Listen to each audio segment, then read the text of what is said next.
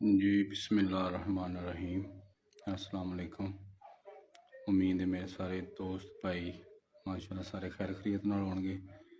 अच्छा यार, मैं अपने दोस्तां नूं भाइयों नूं सारिਆਂ ਨੂੰ एक पैगाम देना चाहना कि अजकल तुसी जिहड़ा ना सोशल मीडिया का जिहड़ा ना नैटवर्क आम हो गया तो इहदे ते ना अक्सर लोग मेडिसन सेल कर रहे होंदे नूं कि तुहाडे जनाब मर्दाना टाइमिंग दी और ये तुहानूं जनाब ये बहुत कुछ फायदे दिंदी है तो सोशल मीडिया ते सेल कर रहे होंदे कुछ लोग। तो बराए मेहरबानी ये मेडिसन यूज़ ना किया करो, इनके बहुत ज़्यादा सैड इफेक्ट हैं तो ये बहुत सारिया बीमारियां का बैस बनती है।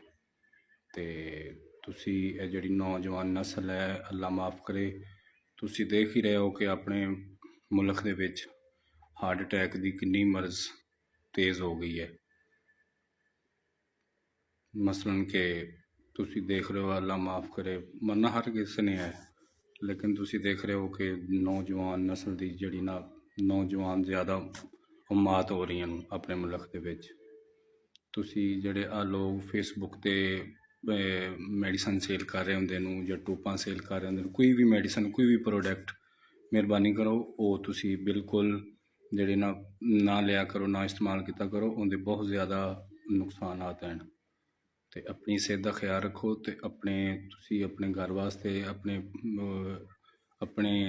माँ बाप वास्ते बहुत प्यारे हो, बहुत कीमती हो।